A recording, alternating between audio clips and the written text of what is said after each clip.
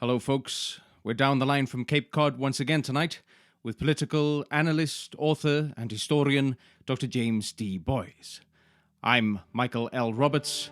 This is the American Chronicle.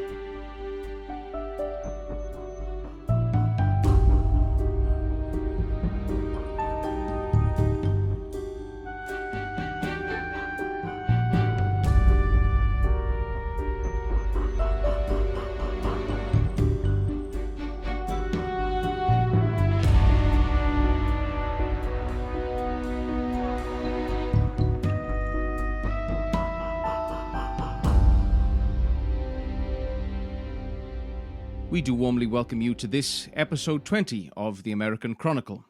When our 2020 seasons of the Chronicle began, it began with James having a guest spot on the late night noisecast vehicle, a vehicle that will be returning in full video format in the coming weeks, and it's safe to say in the somewhat tumultuous times that have taken place since, this show has become a mainstay for many of you, something for which we are enormously grateful. I began tonight's substantive episode then by asking James for his opinion on the notion that the Democrat Party might be misleading itself when it comes to its sense of momentum and moral high ground ahead of this election. For those conspiracy theorists among you, the sound from Cape Cod is a little subpar for the opening 1 minute and 43 seconds. So, 20th Chronicle, 2020. I'm just saying. I think they might be onto us. So one of the great difficulties in any assessment of United States politics is that one tends to bring to one's assessment your own predilections and biases. If you want to see momentum behind Joe Biden, you can certainly see that in some of the polling. One of the great challenges, though, I think, is that that kind of analysis has been flawed in the past.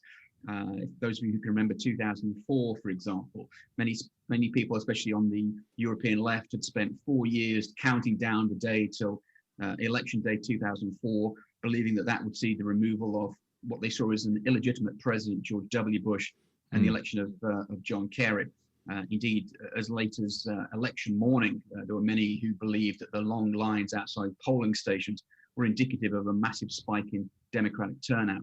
That proved to be the exact opposite of what it was that Karl Rove had orchestrated. He'd quietly worked behind the scenes for 4 years to make sure that the Republican votes spiked on election day 2004, and that certainly trumped expectations. Well, it's entirely possible that we could see something similar this time around. I remind everybody that Donald Trump made the unprecedented announcement on the first day of his presidency that he would seek re-election. And that allowed him to begin effectively his campaign for re-election on the first day of his presidency. What does that mean? That means that Trump has effectively been running for re-election for 4 years, raising funds, putting people in place, all gearing up for election day in November. That is now a little over 2 weeks away, and quite frankly, it's anybody's guess at this point where it is that the early voting is going. All of the main TV channels over here, all of them, it must be said, do have a certain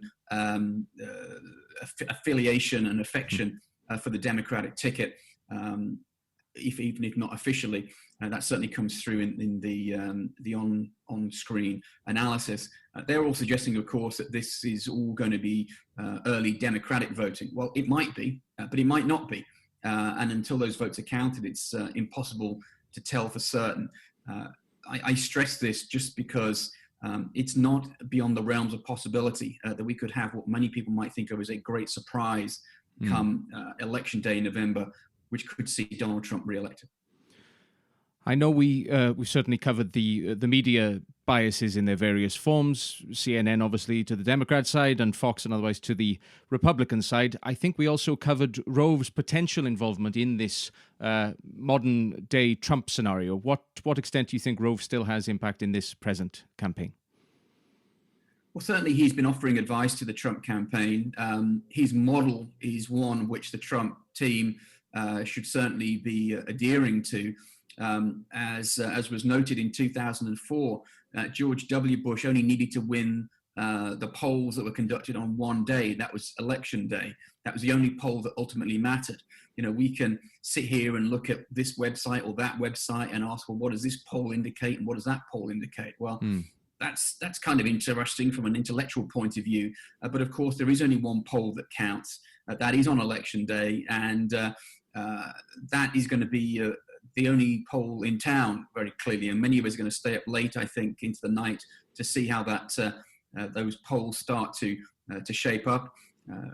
You remember 4 years ago, you and I watched those returns with a degree of shock, I think. And the biggest shock early in the night was the fact that Florida had gone to Donald Trump. Florida is the state to watch for those watching in the early hours from a UK perspective. If Florida stays in Donald Trump's camp, then that will be a good night for him. Quite frankly, if it flips to Joe Biden, it's difficult to see how Donald Trump can win a second term in office. I'll come back to Trump's recent self-assessed post-COVID rallies, which I believe include Florida. But I'd like to pick up first on this notion of who the Republicans are targeting in this regard, that you feel some of that more intellectual-based media and left-favouring media are missing the ball on. Well, I think one of the challenges here is that, in 2012, when Barack Obama was re-elected to a second term, in what was in many ways an eminently winnable election for the Republican Party with their candidate Mitt Romney, the consensus coming out of that was, well, what do you expect? America is changing. It's not the same demographically as it once was. There simply are not enough angry old white men to elect Republican presidents anymore. Well, that was a rather simplistic approach in 2012. And of course, it was proven not to be the case only 4 years later. If you try to take a similar approach now and say, well, there's simply not enough white men left anymore to elect a Republican president, you might end up finding yourself quite surprised come election night. Now, this is not a forecast. What I'm trying to suggest here is that as long as you only pay attention to a very particular kind of American media outlet, and that includes a whole swathe of very respected outlets, it must be said, New York Times, Washington Post, CNN, MSNBC, you're going to see what the Republicans will say is just the mainstream media with fake news. Now, that's not an expression I like at all. But what I'm trying to get across is that people who generally work within the media have had an elite education, which is fine, of course. But if you're in the UK and you've gone to Oxford or Cambridge, or if you've gone to Harvard or Yale, Columbia in the United States, it's difficult, I think, to divorce oneself from one's own biases that you come to the job with. And it's something I try to address every single day whenever I think about American politics, which is to say, look, it's not about my background. It's not about the background of the BBC's chief North American correspondent. It's about the background of the people who actually, vote. And one of the challenges, I think, is that, it's perhaps difficult for people who have been through an elite education, either in the United States or elsewhere, to put yourselves in the mindset of what it is to be a white, male, non-college educated individual who's never voted before. And it's exactly that individual who the Trump administration are targeting this time round in an attempt to drive those folks to the polls. And they're doing it in an interesting way. There is a recognition, I think, that Donald Trump is not individually popular amongst many Americans. I don't think he was 4 years ago. I don't think he is any more so 4 years later on. But the pitch is this. You might not like Donald Trump as an individual. You might find him reprehensible. But has he delivered upon some of the promises that he made 4 years ago? Has he put individuals on the Supreme Court? Yes, tick. Has he replaced NAFTA? Yes. Is he cramping down on immigration? Yes. Again, whether you agree with these policies or not, this is the pitch that's being made. The flip side of that is not just trying to advocate what Donald Trump has done, but also to remind voters of the general drift of the Democratic Party. And again, from a European sort of intellectual left position, the drift of the Democratic Party is not a problem. But this is an inherently conservative country. I don't mean conservative as in the Conservative Party, but I mean what we might think of as small c conservative in the UK, and are naturally inclined towards evolutionary change. Even the revolution that the British had was a conservative revolution compared to, say, the French Revolution. And here we are now. The Democrats are making it very easy for the Republicans to portray themselves as quote unquote socialist. Not my words, but their very own words. Bernie Sanders referred to himself as a democratic socialist. AOC, again, seen on the left as the darling of the party, very similar. So when you see these individuals who are very vocal and beloved by the progressive wing of the Democratic Party, it makes it very easy for the Republican campaign to say, if you elect Joe Biden, you get AOC, you get Bernie Sanders. Look at how Kamala Harris has voted, and also to raise the specter of Joe Biden's potential incapacity. He is 77, if I'm not mistaken. Many people doubt whether he could serve a full term in office, and therefore the specter of Senator Kamala Harris becoming president and bringing with her, the more quote unquote radical wing of the Democratic Party into a cabinet is certainly something which I think is being used to scare the bejeebers out of centrist, moderate Americans who might either sit out this election or be inclined to vote for Joe Biden. So when I've seen you be vocal about this insofar as a fear of woke policies, you mean that that fear is being stoked by the Republican Party in that sense in order to get that base in place? Yeah, very much. I mean, we're in the last, weeks of a campaign. If you thought it was nasty before, it's stand by. This is going to get very, very dirty, very, very quickly. You're going to get an awful lot of accusations thrown around against Biden, against his family, against Kamala Harris. Elections tend to get dirty in America in the last weeks of a campaign because you start to see,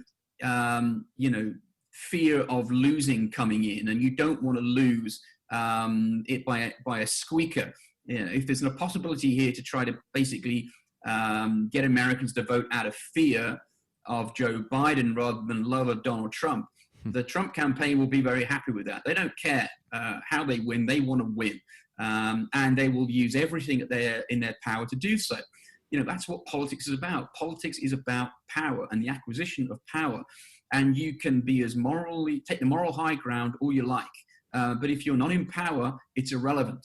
And certainly, I think the Republican Party have demonstrated a ruthlessness in the past, which has allowed them to prevail in presidential elections, even without winning the popular vote necessarily, because that is the rule of the game here. It's not the popular vote that counts. It's the electoral college vote that counts. And the Republicans, I think, have been far more successful over the past several election cycles at getting the vote out, in key areas that matter most.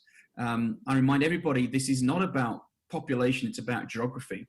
And for everybody who complains about the electoral college, I remind everybody that the electoral college is there to ensure that all regions of the country matter in a presidential election. We spoke last week, I was trying to explain the dynamics of the electoral college and how that works. But one thing we didn't get a chance to touch upon is why the electoral college is where it is and why it's in place. And it is there to ensure that a presidential candidate cannot just say, well, you know what, I'm from, this part of the country, be it the North, the West, the South, etc.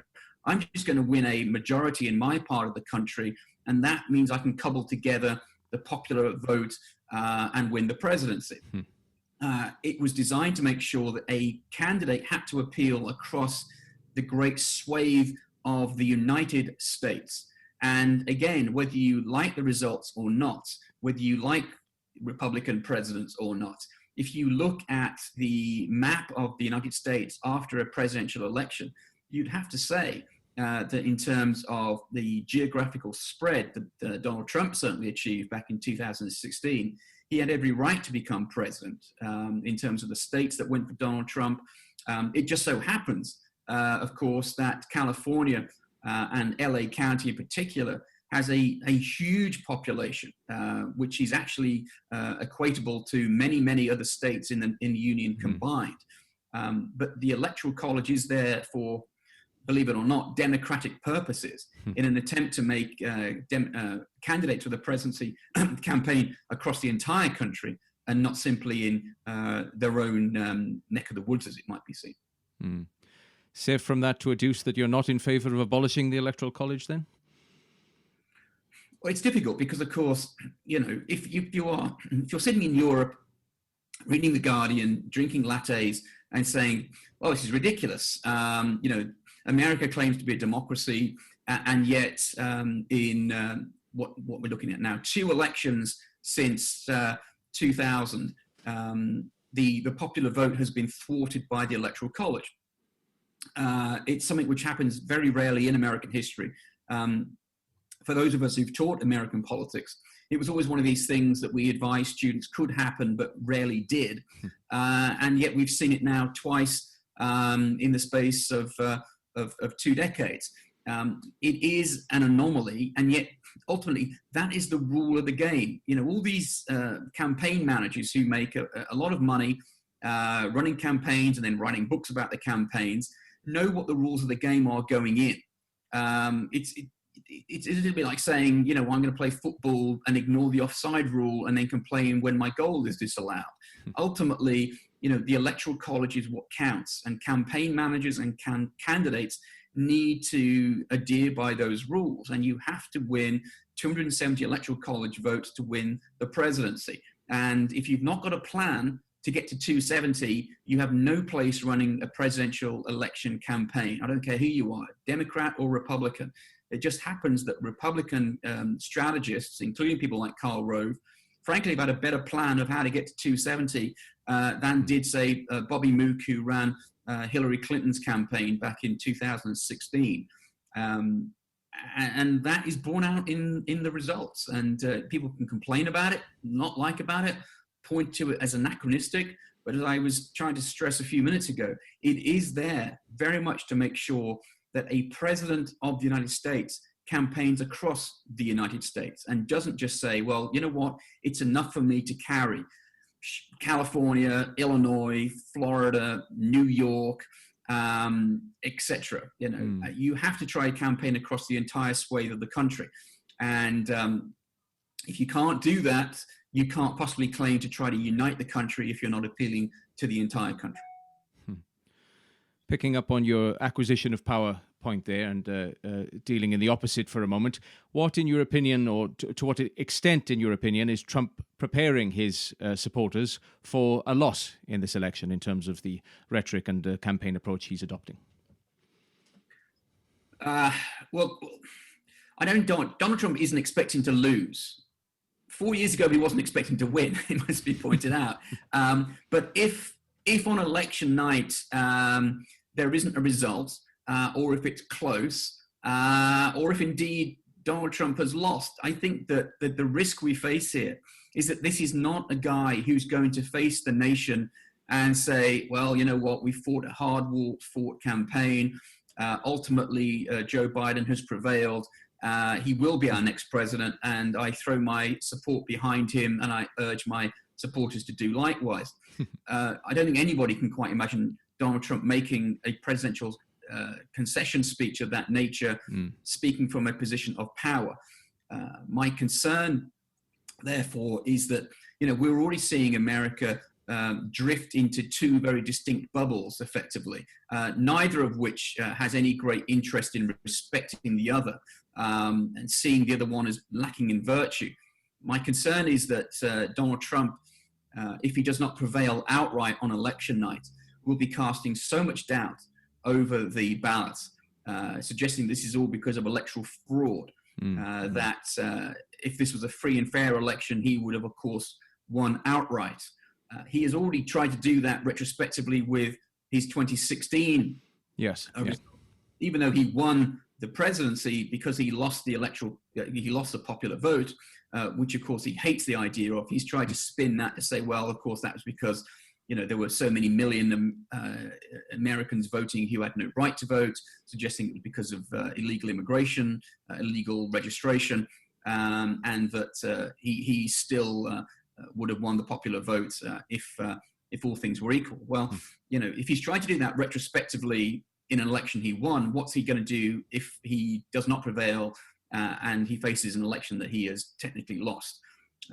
Those days following the election could be very dangerous, quite frankly. And I don't like to go into scaremongering at all, but the great concern is that for those of us who can remember 2000, when there was what's known as the Brooks Brothers riot, when you saw Republicans in well-dressed suits banging on the offices in, I believe it was Dade County down in Miami, where people were trying to count the votes. I remember those hanging chads trying to basically intimidate the vote counters to stop them voting, which of course they did. It was ultimately intimidation of the electoral officials that stopped the voting early on in the process, which then had to be restarted. And it was one of the things which helped George W. Bush and his campaign when it went to the Supreme Court, because there hadn't been the determination, frankly, of the full and fair counting of the ballots. So if you can imagine that happening under George W. Bush 20 years ago, what's likely to happen with Donald Trump, someone who has far less respect for law and order and for political norms than did a member of the Bush dynasty, who of course had not only his own legacy at stake, but also the legacy of his father and grandfather. So, this is a very difficult time for the United States moving forward, if indeed there is a determination by Donald Trump to go out swinging and have what might be thought of as a scorched earth approach to the American democratic system.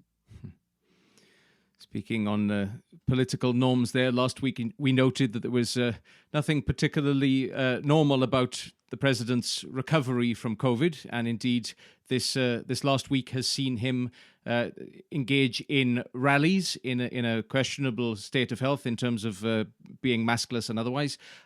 What impact do you think that's having on his supporters, and what do you think of it in the sort of broad sweep analysis of a president in that situation, health-wise and message-wise to the nation during a pandemic, engaging in essentially maskless, lack of socially distanced rallying?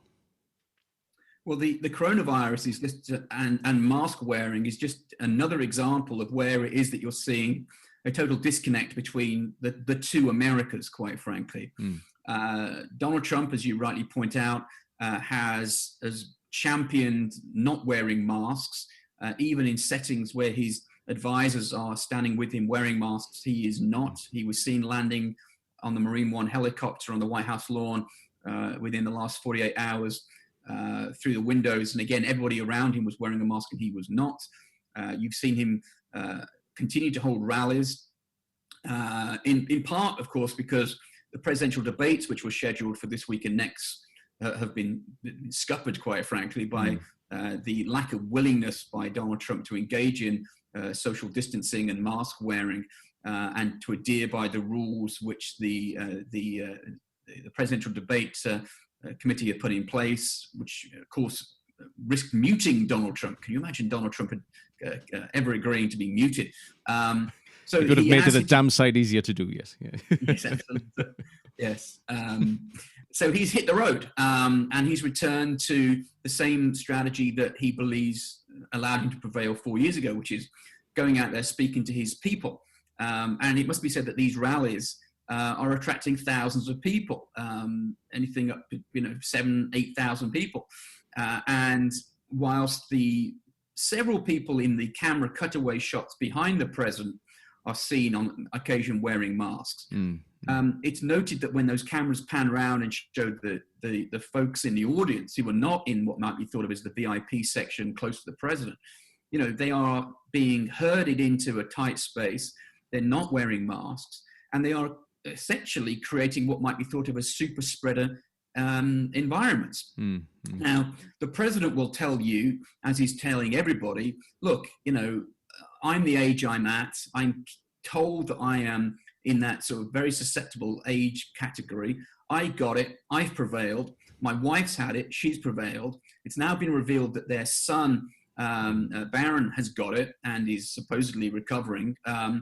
This all feeds into Donald Trump's narrative that this is all being built up out of all proportion, that it's no worse than getting the flu, and he's perfectly all right. And if I can go back to work, America can go back to work, re-elect me, and I'll put America back to work.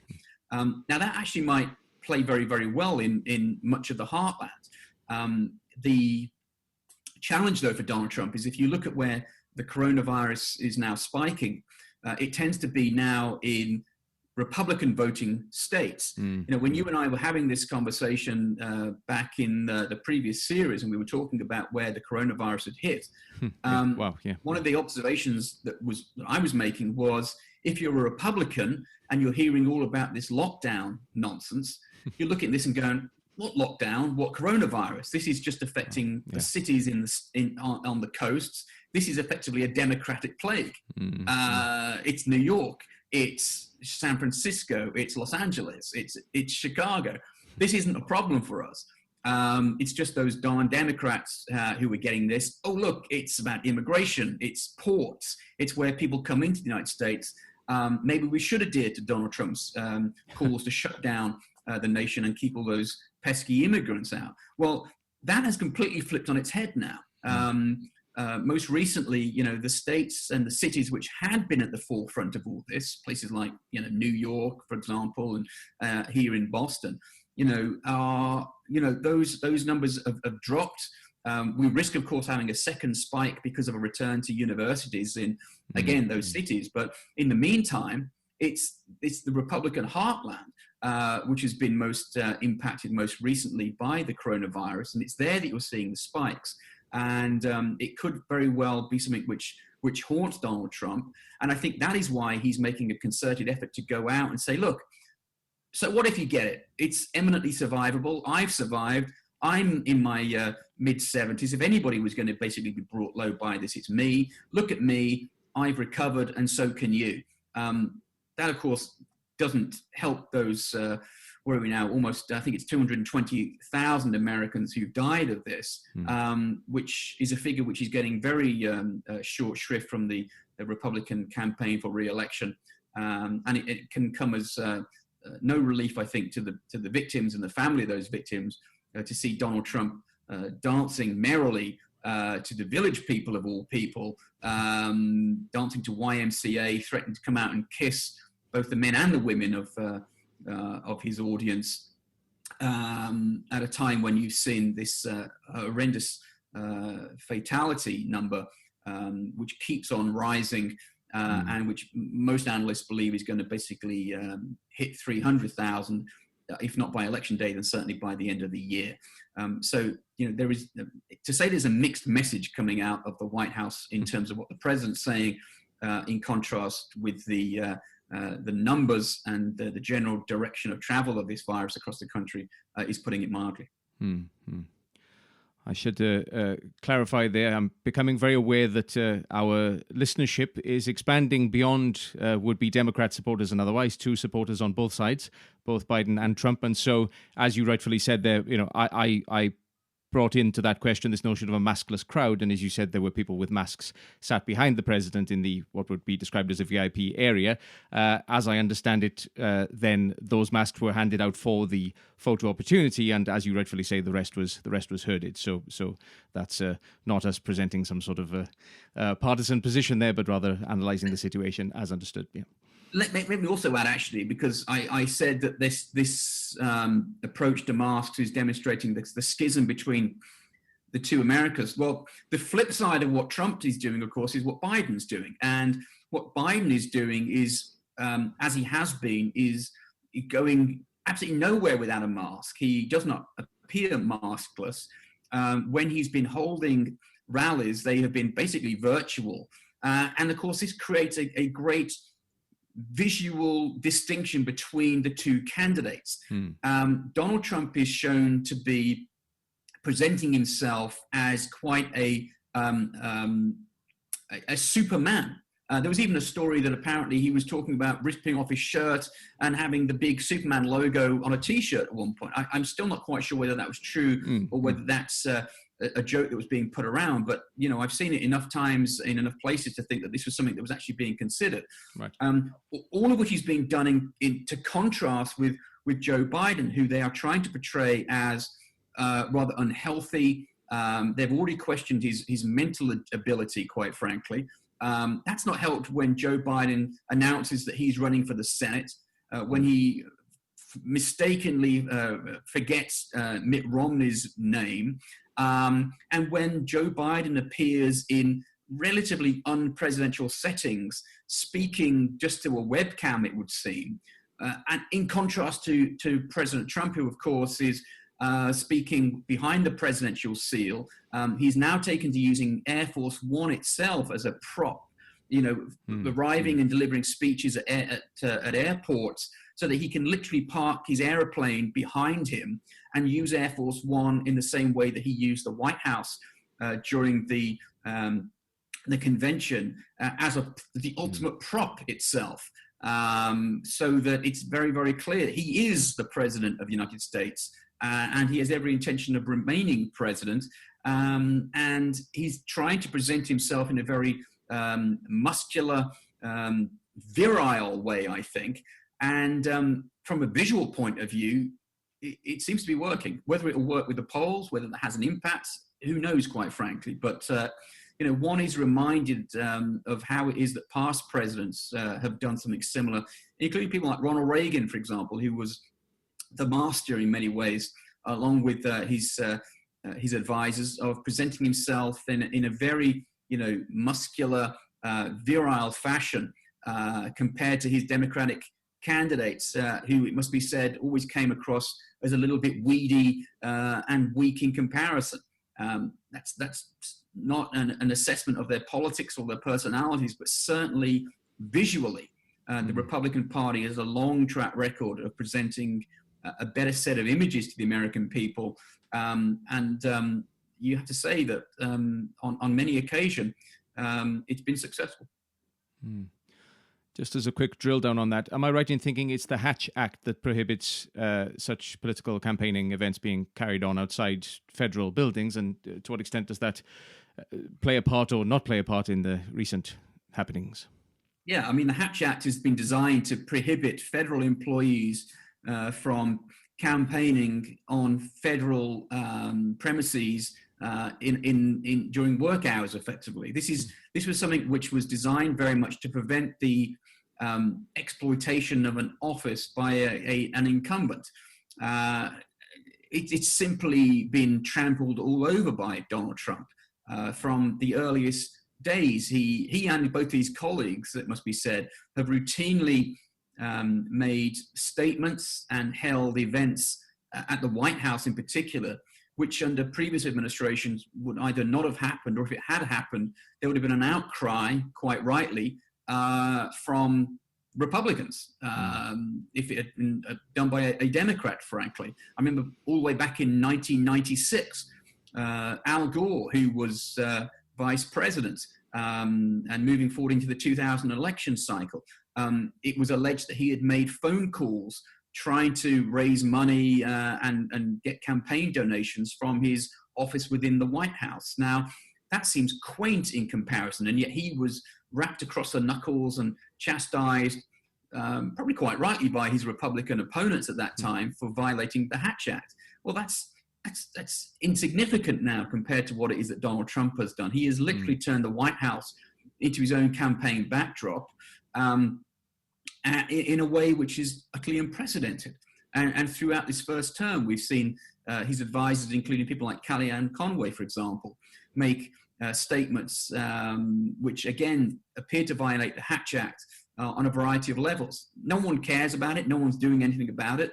It's just another example of political norms which have prevailed in the United States being thrown out of the window, not only by the president, but also by his Republican colleagues in the House and the Senate, all of whom would doubtless have been jumping down the throats of any Democrat president had they deemed to violate the Hatch Act in the way that Donald Trump does on a routine basis. Turning then to the final question of the 20th American Chronicle of this year, 2020. I've seen this debated a lot in the last week since our last show, and I really wanted your take on it. This notion of the extent to which Biden's lead at this moment is different, means something different to the outcome of this election than Hillary's similar lead did 4 years ago. Your thoughts, please. If anybody watching this takes away anything from anything I've been trying to say both today and in previous weeks, it's be very, very careful with regard to the polls. Let's be candid about it. 4 years ago, I was going around, trying to say to anybody who was listening, don't worry about it. I know you're worried about Donald Trump, but look at the polls. Hillary can't lose this. I thought that was true then. I thought it right up until election night. I was proven wrong, as were most pundits, quite frankly. What worries me now is that, many of the polls that we're seeing, which are coming out, are mirror images of what we saw some 4 years ago. Indeed, some of the very same statements that we're hearing, suggesting, Republicans are fleeing from Donald Trump in droves, just as they apparently did after the Access Hollywood tape was revealed, are again mirroring what we saw 4 years ago.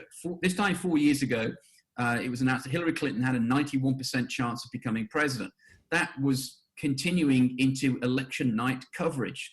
Even after polls had closed and people were starting to count the polls, people were still saying, Hillary's got 91% chance of becoming president. Well, she didn't. And people are saying the same thing effectively now about Joe Biden. Joe Biden's got this locked. It's a done deal. Well, it isn't a done deal. It certainly isn't a done deal. The good doctor in a reflective mood there, reflective upon the content of previous American Chronicles, upon the result of the 2016 election, and upon that which the American electorate will need to do in order to avoid a repeat of the 2016 election, should that be their desired partisan outcome. I'm Michael L. Roberts. You've been watching the American Chronicle, the 20th American Chronicle, in fact, a 12th Peer production with music by Chris Warner.